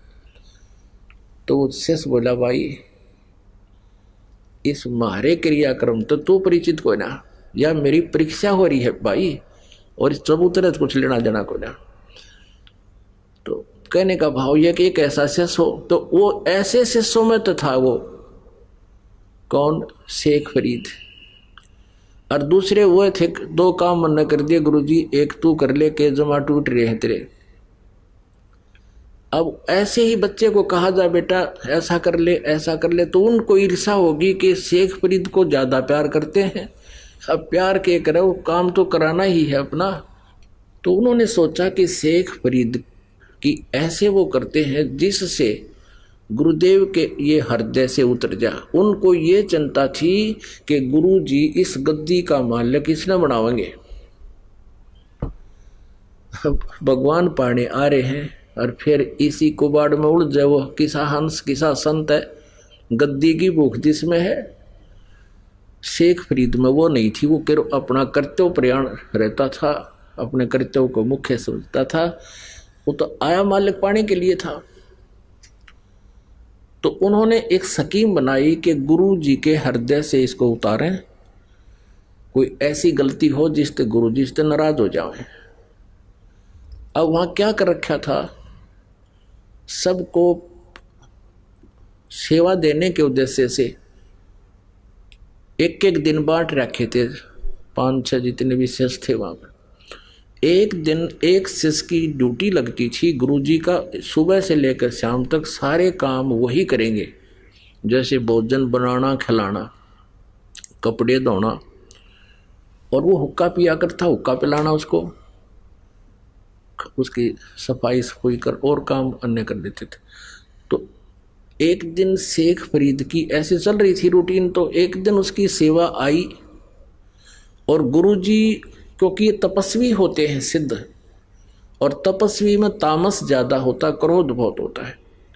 वो गुरुजी क्या करता था कि रोटी खा के, खाना खा के हुक्का पीता था, शाम के समय भी और दोपहर को भी। शाम के समय एक दिन क्या हुआ कि शाम के समय शेख फरीद का दिन था सेवा करने का। उन्होंने सोचा दिन में तो इधर उधर से ये बना लेगा ओके की आग। क्या करता था वो गुरु, यदि खाना खाने के पश्चात हुक्का 5-10 मिनट में आ गया, लिया तो लिया, चला नहीं तो डंडा उठा के उसके कई मारता था, और कई दिन उसको सेवा नहीं देता था, कई दिनों तक। इतना कुपित हो जाता था, हुक्के का इतना कसूता वो था एबी। अब इस बात का सबको पता था। तो अन्य जो शिष्य थे उन्होंने सोचा कि आज इसकी टर्न है और शाम के समय अग्नि को बुझा देंगे हम, जब ये खाना खिलाने जाएगा गुरु जी को। अब खाना बना के शेख फरीद जी क्या करते थे कि लकड़ी की कोले होते थे, उनको तैयार कर देते थे हुक्का भरने योग्य, आते हुक्का भर के गुरु जी को दे दूंगा, खाना खिला के आके 2 मिनट में 4-5 मिनट में दे देता था। अब खाना खुना खिला के आराम, तो वो आया, देखा पीछे से आग बुझ गई। आग थी नहीं उसमें, अग्नि नहीं थी, वर्षा के दिन थे। उसने सोचा भाई होगी आग बुझ गई होगी, नहीं ध्यान गया। उसने सोचा 1 किलोमीटर दूर है गांव, वहां धुआं उठ रहा था एक घर में, शाम का समय था। उसने सोचा आज तक की जितनी भी अब गुरुजी के प्रति आपकी गुडविल है वह खत्म होगी और तेरी भक्ति का नाश हो जाएगा। गुरुजी रुष्ट हो गए तो मेरे पल्ला कुछ नहीं रहेगा। ये सोच कर चलम उठा कर ओके की स्पीड ठोक दी, फुल स्पीड तक गया जिस घर में धुआं उठ रहा था। और वो माई क्या कर रही थी, वर्षा के दिन थे, चूल्हे में अग्नि बालने का जलाने की प्रयत्न कर रही थी। कभी धुआं हो जा, कभी आंखों में धुआं आवे, पानी पड़े, यानी गिल्ला सापन होकर के वो आग जला रही थी। कभी बुझ जाती थी, कभी फिर जला रही थी, यानी उसने आग जला रखी थी ऐसे, वो दुखी हो रही थी। अब वो शेख फरीद कहा माई अग्नि देना, माई अग्नि देना। अब वह हो रही थी गुस्से में कि अग्नि डोना वाला, आँख फुड़वा ले, आँख फूट गई मेरी, तो भी फुड़वा ले आँख, तब दूंगी अग्नि। अकले माई चिमटा ले रहा था, आँख में गोक है और वो आँख काट के दे दी। अकले माई अब तो दे दे मुझे अग्नि। अब माई ने सोचा रे तेरा गुजबूत ने सचमुच आँख निकाल दी। वो डर गई, सारी चूल्हे की आग बाहर निकाल दी। कि ले महाराज जी ले जा। उनको पता था कि ये जिस आश्रम से आया है वो महात्मा बहुत सिद्ध पुरुष है, उसने जो वचन निकाल दिया तो तुम्हारे कुल का नाश हो जाएगा। वह डर गई।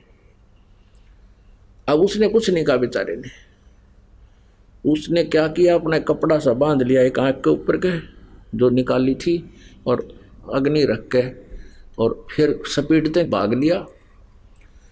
उधर गुरुजी ने देखा भी 2 मिनट हुई, 4 हुई, 5 होगी, 10 मिनट जब होगी,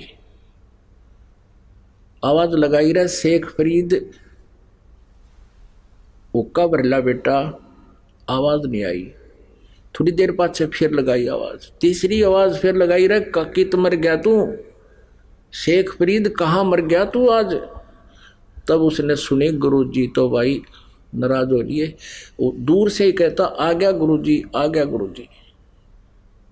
बोला के बात हो गई थी, गुरुदेव अग्नि बुझ गई आज और गांव से दौड़ के लाया। अका अच्छा बेटा कोई बात नहीं, रख दे। हुक्का भड़का उधर पीगस हो गया और वो जाकर अपना एकांत में लेट गया। माई ने सोची जे अब जाऊंगी तब ना जाने महात्मा के कह देगा, सुबह तक कुछ उनका गुस्सा कम हो लेगा।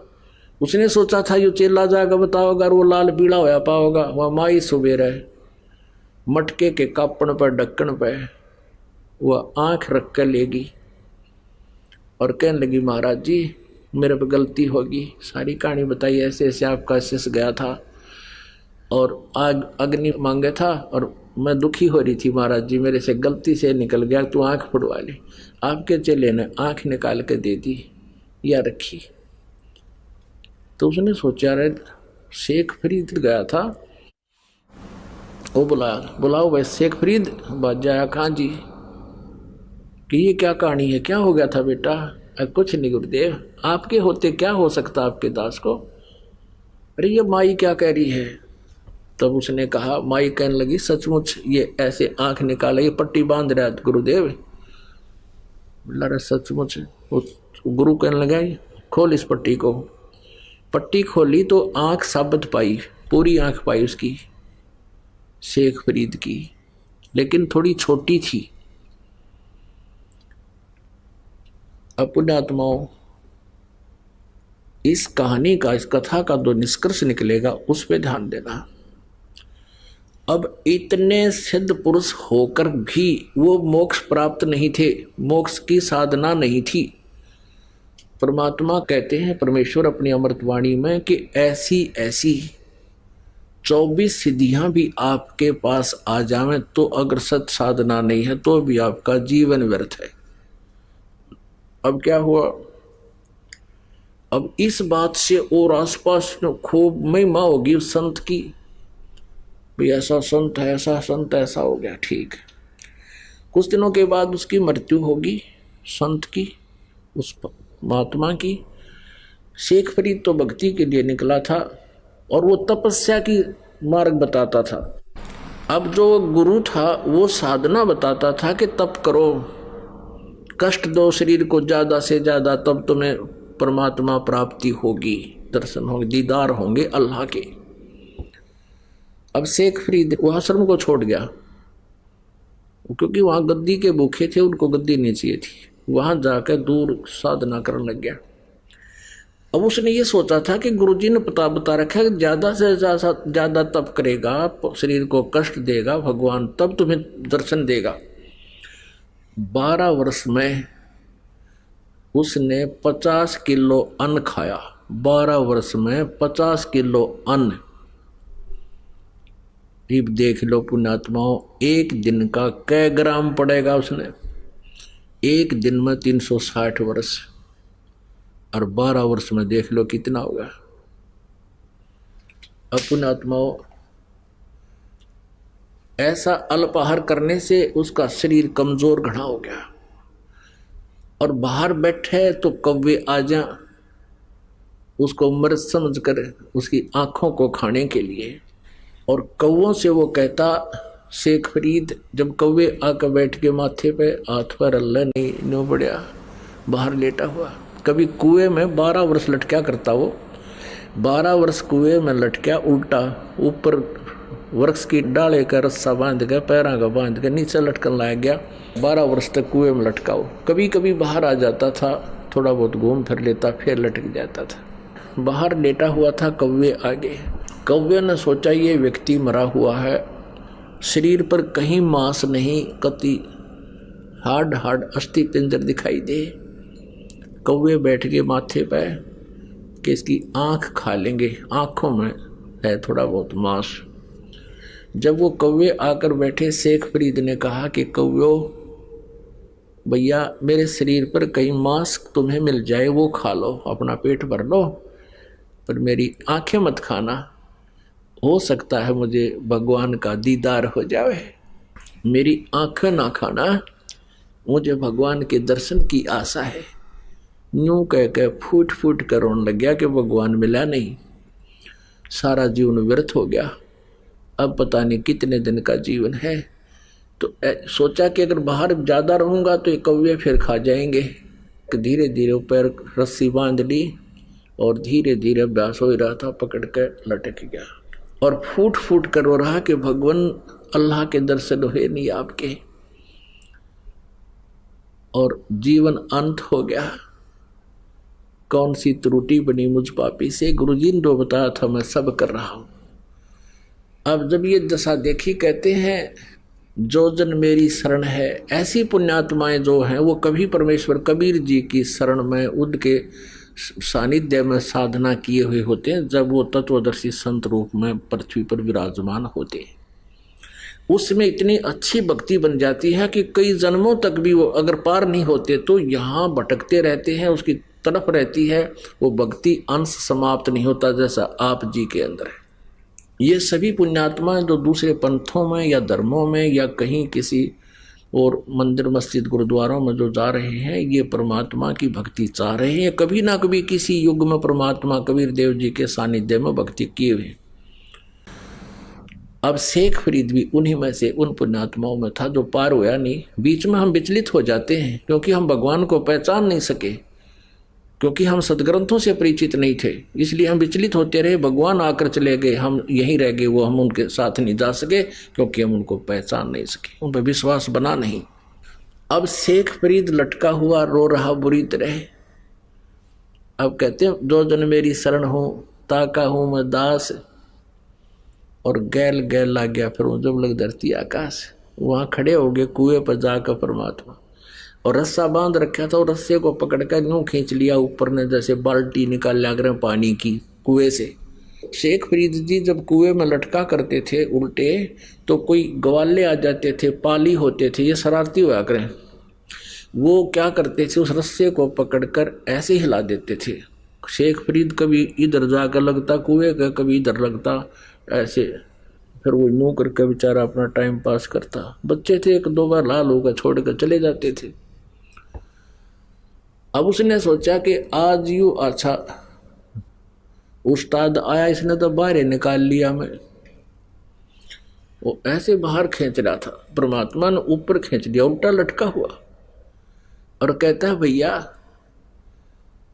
मुझे मत छेड़, तू साधु संतों को दुखी नहीं करते, आप अपना काम करो, मैं अपना काम कर रहा हूं। उल्टे लटके लटके बात कर रहा है, मुझे छोड़ दे वापस। परमात्मा ने कहा आप यहाँ क्या कर रहे हो? शेख फरीद ने कहा कि मैं परमात्मा के दर्शनार्थ, भगवान के दर्शन के लिए मैं साधना कर रहा हूं। परमेश्वर ने कहा कि मैं हूं भगवान, मैं हूं अल्लाह, मैं हूं अल्लाह अकबर, वो कबीर अल्लाह मैं हूं। शेख फरीद कहता है मजाक ना करे, तू अल्लाह नहीं है। परमात्मा ने कहा और अल्लाह कैसा होता है कि वो तो निराकार है, वो दिखाई थोड़ी देता है। परमेश्वर ने कहा भले आदमी, जब परमात्मा निराकार है और आप कह रहे हो मैं भगवान के दीदार के लिए डले ढो रहा हूं, अब देखेगा टट्टू जब के साकार है ही नहीं तो क्या देखेगा तू? अब ऐसे कहते हैं, यहाँ हरियाणा में कहावत है, ज्ञान का गाम का तो चमका ऐसा होया करे। अब उसकी एकदम सारे पुर्जे सीधे हो गए शेख फरीद के, और परमात्मा खड़े सामने। एकदम समझ में आ गया को हो सचमुच परमात्मा कहते हैं एक तरफ तो तू निराकार बतावे, बेचून है भगवान, और फिर नो का उसके दर्शन के लिए मैं डले ढो रहा हूं, साधना कर रहा हूं। तो पहले तेनू देख तुम कह के रहे हो और कर क्या रहे हो। तो उसने सोचा शेख फरीद ने, भाई काटे का आदमी 16 ने बात की, विश्वास फिर बिना क्यों भगवान है, पैर पकड़ दिए नो के नो। यह बात उनको याद है कि कुरान शरीफ में ये लिखा कि उसके बारे में कोई बाखबर बताओगा। तो उसने नो सोची अल्लाह तो यूँ नहीं हो सकता, लेकिन बाखबर जरूर है, यानी तत्वदर्शी जरूर है। इतनी एक ही सेकंड में सारी बात समझा दी कि निराकार को देखेगा कि तू, फिर जब निराकार है तो फिर क्यों कर रहा है साधना। पैर पकड़ के कहने लगा महाराज मुझे रास्ता बता भगवान का। काजा बता दूंगा। वो खोल दिया रास्ता, बैठ गया। कहने लगे परमात्मा बोले इस शरीर के साथ क्यों दुश्मनी कर रहा है तुम? ये कहीं लिखा किसी शास्त्र में ऐसा करने से भगवान मिलेगा? शेख फरीद कहने लगे मेरे गुरुदेव ने ऐसा बताया। परमात्मा ने कहा वो गुरुदेव तुम्हारे नकली थे। शेख फरीद कहता है महाराज जी निंदा ना करो गुरुदेव की, अब ये श्रद्धालु ऐसे होते हैं। परमात्मा ने सोचा ज्यादा कह दिया तो यू कति कर्म बिगाड़ देगा। परमेश्वर बोले बेटा इस शरीर से तू शत्रुता कर रहा है, ऐसे भगवान नहीं मिलता। कहाँ जी वो तो मुझे समझ में आ गई कैसे नहीं मिला, तभी तो इतना उस समय बीत गया। तो परमेश्वर ने कहा आहार कर, प्रथम अंजल संयम राखे, योग युगत सब सतगुरु भाखे। थोड़ा खावे अवश्य खावे, ज्यादा भी नहीं खावे कि लटके आए जब पेट भर कर कति दड़ी पक्का खा ले, और इतना भी नहीं खावे कि आंत मुस जा और उस कोडा हो जा शरीर। थोड़ा खावे अवश्य, लेकिन सीमित खावे, अल्प, मतलब जितना अपना भक्ति के योग्य ही, उसमें ज़्यादा भी नहीं खावे और कति टाल भी नहीं करे। तो धीरे धीरे उसको खाना मालिक ने शुरुआत करवाई, फल आहार करवा कर फिर कहा भोजन कर और कर भक्ति, मैं बताऊं तेरे को मंत्र ऐसा कर। तब उस शेख फरीद का कल्याण हुआ। परमात्मा कहते हैं लागी का मार्ग और है, लागे चोट काल जाकर के। लागी का मार्ग और है, लागे चोट काल जाकर के, लागे चोट काले जाकर के। कहते हैं जिनके लगन लगी उनकी हालत न्यारी होती है, उनके कलेजे में कसक बनती है परमात्मा के पानी की। बन कुएं में शेख फरीद ने कैसी मीठी बोली भाषा, कुएं में शेख फरीद ने किसी मीठी बोली भाषा, तुम चुन चुन कागा खा लियो रे मेरे हाडों पर का मासा, तुम चुन चुन कागा खा लियो रे मेरे हाडों पर का मासा, मेरे दो नैना मत छेड़ियो रे मोहे राम मिलन की आशा, मेरे दो नैना मत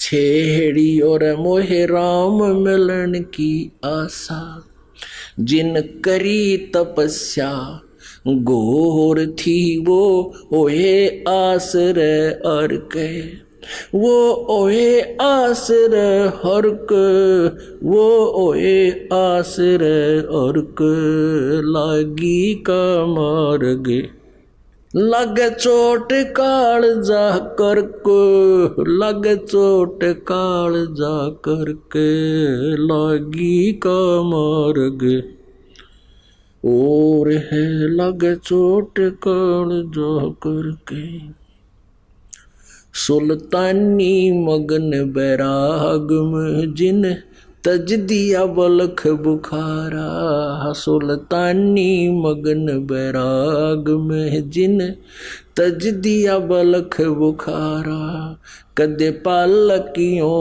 में चाल तेरे आज ठालिया गुदड़ बारा, कदे पालकियों में चाल तेरे आज ठालिया गुदड़ बारा, सब संगी छोड़ी रोवती रोवे था कुण बासारा, सब संगी छोड़ी रोवती रोवे था कुण बासारा, शोर मचारण वास में ना देखा पीछा फिर के, ना देखा पीछा फिर के, ना देखा रे पीछा फिर के, लागी का मार्ग और है लग चोट काल जा करके, लग चोट काल जा करके, लग चोट काल जा करके, ला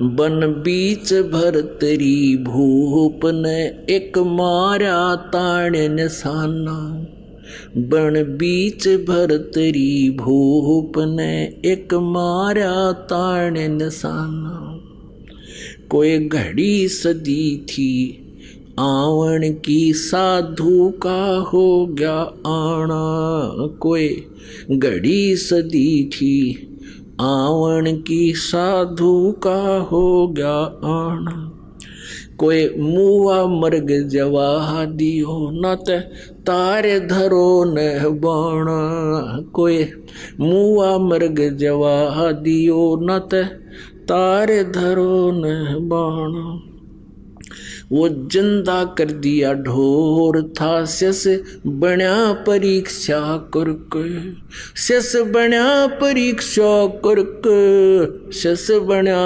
परीक्षा करके, लागी का मार्ग और है लग चोट काल जा करके, लग चोट काल जा करके, लग चोट काल जा करके, लागी का मार्ग। गोपी चंद जोगी हो गए जिन ले लिया भगमा बाणा, गोपी चंद योगी हो गए जिन ले लिया भगवा बाणा, गुरु महल जनाने भेज तेरा बिक डोढ़ी पे अलख जगाना, गुरु महल जनाना भेज तेरे डोढ़ी पे अलख जगाना, भोजन 3600 छोड़ के भिक्षा का भोजन खाना, व्यंजन 3600 छोड़ कर भिक्षा का भोजन खाना, तन पड़ गया कमजोर था, ना खाया उदर भर के, ना खाया उदर भर के, ना खाया रे उदर भर के।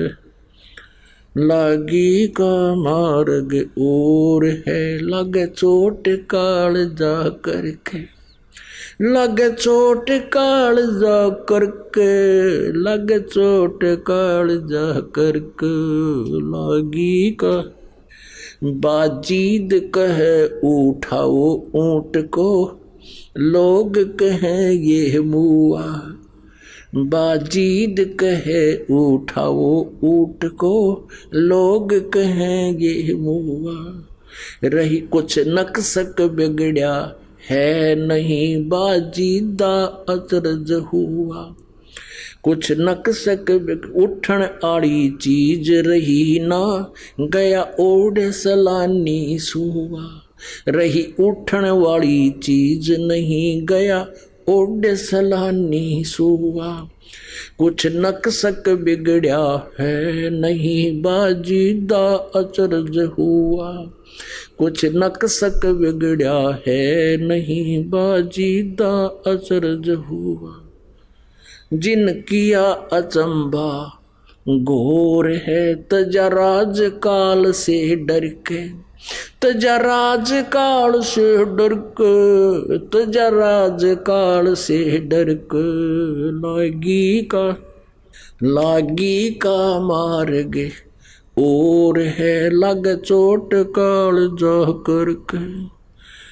लागी का मार्ग और है, लग चोट काल जा करके, लग चोट काल जा करके, लग चोट काल जा करके। पीपा दरिया में कूद गए रजिन, कैसी करी डेठाई।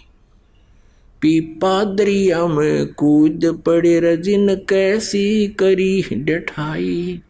वो नरपाड़ा जीत गए जिन सिर धड़की बाजी लाई। वो नरपाड़ा जीत गए रजिन सिर धड़की बाजी लाई। कह मंगलानंद चेतियो तुम सोच समझ मेरा भाई। कह मंगलानंद चेतियो रे तुम सोच समझ मेरा भाई।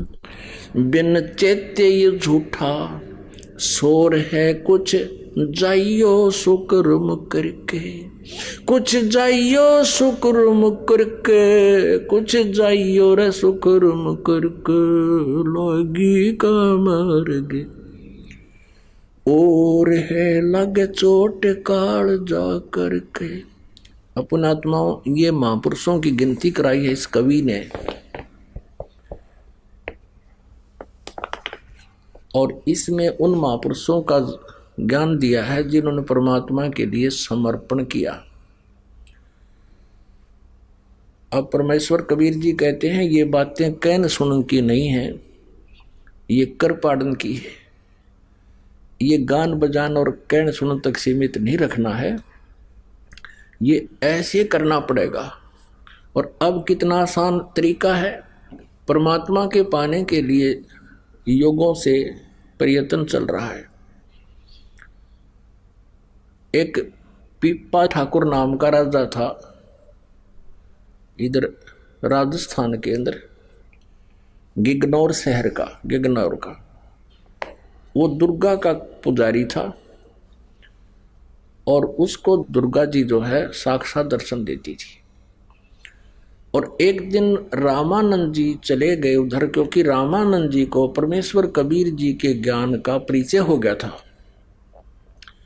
और परमेश्वर ने कहा था कि आपकी बहुत महिमा है, आम व्यक्ति आपकी बातों पर विश्वास करते हैं और आप महर्षि प्रसिद्ध हो, आप दास ने जो ज्ञान दिया है इसका प्रचार करो। वो परिचित भी हो गए थे, परमात्मा को देख भी चुके थे सतलोक में रामानंद जी कबीर जी को। एक दिन रामानंद जी ऐसे फिर प्रचार के लिए जाने लगे हैं। रामानंद जी उसी शहर में चले गए, राजा के यहाँ रुक के। राजा बड़ा धार्मिक था। उस दिन कथा सुनाई रामानंद जी ने जो परमात्मा कबीर देव जी ने परमेश्वर जी ने उनको बता रखा था वो ज्ञान सुनाया सारा। तो पीपा जी ने कहा कि महात्मा जी आपकी बात मुझे जची नहीं कि दुर्गा से ऊपर भी कोई शक्ति है। तो रामानंद जी ने कहा कि आप अपनी देवी से पूछ लेना। अब उसने एक विशेष अनुष्ठान किया करता था, जब उसको दर्शन देती थी विशेष अनुष्ठान करवाया, दुर्गा प्रकट हुई। दुर्गा से पूछा कि माता कोई और भी शक्ति है? तो ये देव जो होते हैं झूठ नहीं बोला करते। उन्होंने कहा कि हाँ भाई और शक्ति है, पर वह तुझे मिले को नहीं, तुझे वो दर्शन नहीं देगी। अब पीपा का खटक गया बात है, भाई दर्शन वो क्या सारा काम होगा। अब क्या किया, रामानंद जी ने फिर कुछ दिन के बाद फिर जाना था, वो फिर गए और पूछा कि राजन अब क्या राय है आपकी? तब पीपा जी ने कहा महाराज जी जो बात आप कह रहे थे वह सच्ची है सारी, दुर्गा से मैंने पूछ लिया, अब मैं तो आपके साथ चलूंगा। परमात्मा ने सोची कि राजा आदमी भाई और यहां मेरे साथ वो भी ले आइए तो आगे फिर कभी दुखी करेगा।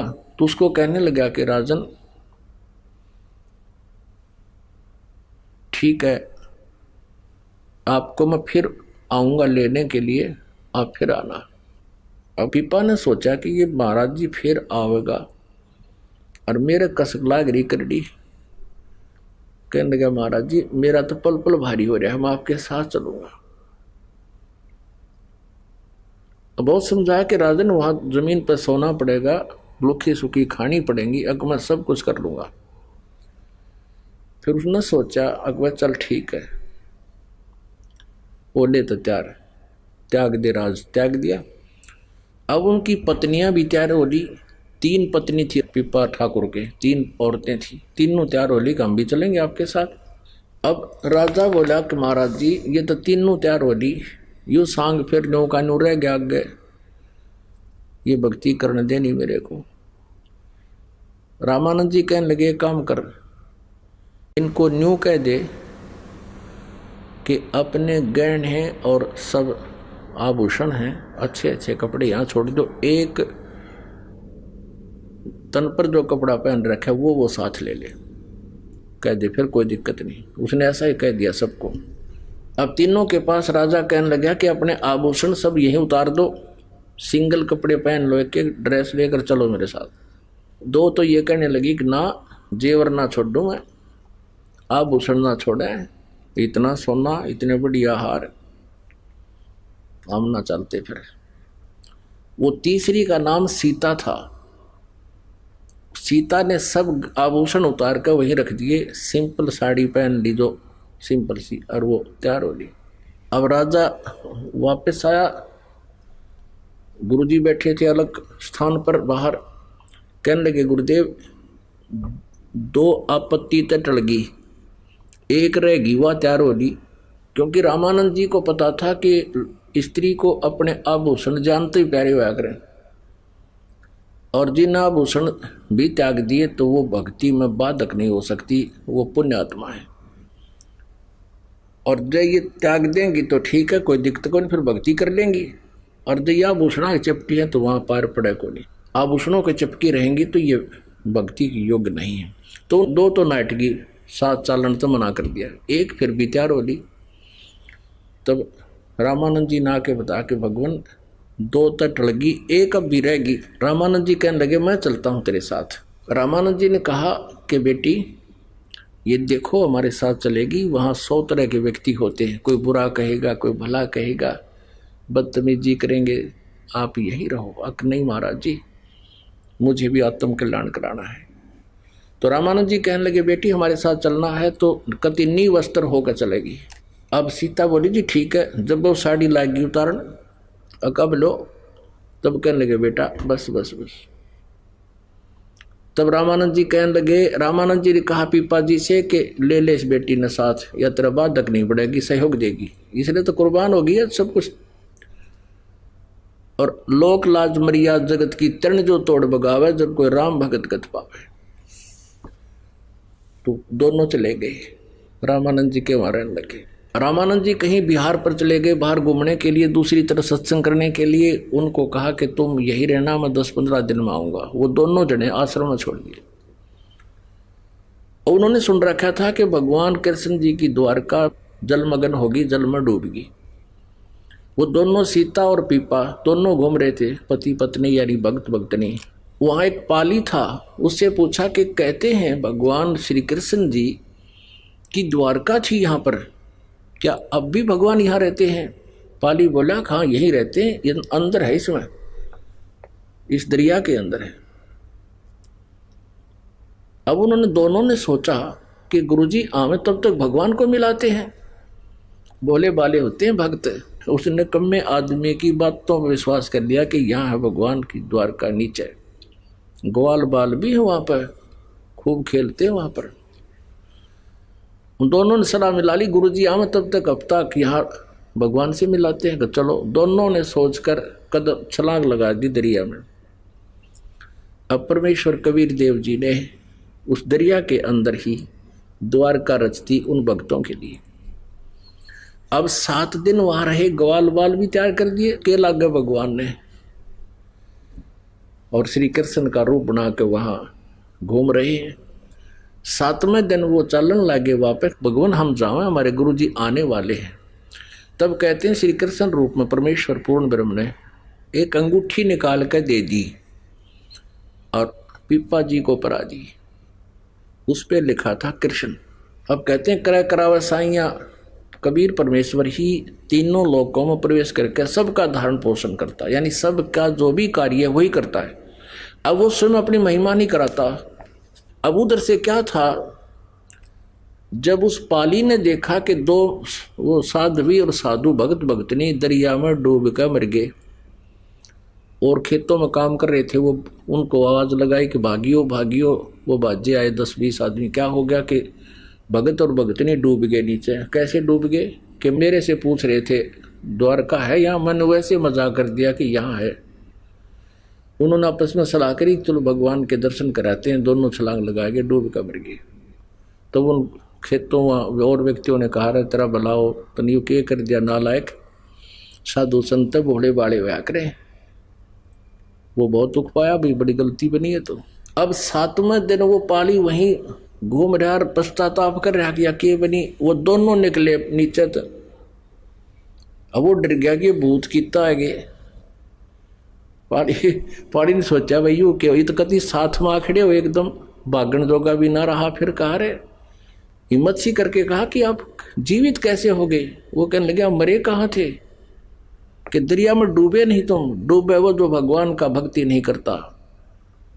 हम तो भगवान से मिलकर आए हैं, श्री कृष्ण के साथ घूमे फिरे, वहां ग्वाल बालों से खेले कूदे। अब उनको निकला देख के उन्हें फिर आवाज लगा दी भाजो भाजो बाबा बाबा। वो दोनों जीवित पा गए, वो फिर भागे। और दूसरे उन्होंने पूछा सचमुच तुम कहाँ गए थे, 7 दिन जीवित कैसे रहे? वो कहे हम मरे ही नहीं। तो उनका विश्वास क्यों कर हो, तो भगवान ने इसलिए वो अंगूठी दी थी कि विश्वास हो जाएगा। अंगूठी वो सोना के आसपास भी को नहीं, वो सोने की नहीं, ऐसी धातु की थी, अन्य धातु की। दिखाया देख भगवान ने ये अंगूठी दी है, यहाँ तो ऐसी धातु भी नहीं है। उस पर कृष्ण नाम लिखा था। सबका विश्वास हो गया। तो कहने का भाव ये है, इसमें आया है पीपा दरिया में कूद गए रजिन कैसी करी ढेठाई। ढेठ यानी कितनी हौसला किया, ढेठ माने कितनी जो है हिम्मत करी। पीपा दरिया में कूद गए रजिन कैसी करी ढेठाई। वो नर पाड़ा जीत गए रजिन सिर धड़ की बाजी लाई। नर वो पाड़ा जीत गए रजिन सिर धड़ की बाजी लाई। कह मंगलानंद चेतियो तुम सोच समझ मेरा भाई। बिन चेते झूठा शोर है कुछ जाइयो रे शुक्र मुकर के, कुछ जाइयो शुक्र मुकर के, कुछ जाइयो रे शुक्र मुकर के, लागी का मार्ग और है लग चोट काल जा करके। तो इसीलिए कहा कि कुछ अच्छे काम करके जाइए, संसार छोड़कर तो जाना ही तुम्हें पड़ेगा। तो कहने का भाव ये है कि परमात्मा पाने के लिए हम युगों से भटक रहे हैं।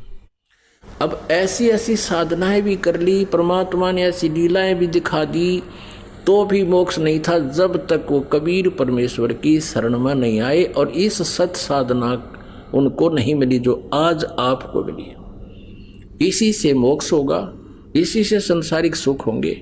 अब ये पीक टाइम था, वहां कुछ भक्ति उनकी कराकर परमात्मा लाते रहे। कहते सोचल छिद्र मैं करूं अपने जन के काज। शेख फरीद के पास पहुंच के उनकी भक्ति बढ़ा दी, सत भक्ति करवाई। तो पुण्यात्मा आपके ऊपर कितनी मेहर मान कि वो सतनाम और असली नाम सीधे ही मिल रहे हैं आपको, किसी प्रकार का कोई विशेष प्रयत्न नहीं, आपके पास संदेश भिजवा रहे हैं परमात्मा, क्योंकि ये पीक टाइम आ गए, ये प्राइम टाइम है उस परमेश्वर के पाने का, या बिचली पीढ़ी का समय है। इस समय जिसका मानव शरीर है वो पुण्यकर्मी प्राणी है, उससे भी पुण्यकर्मी वो है जिनको परमात्मा का यूं मार्ग मिल गया। उनमें से आप हो। धन्य आपके माता पिता जिनसे जन्म हुआ। बोलो सतगुरुदेव जय हो।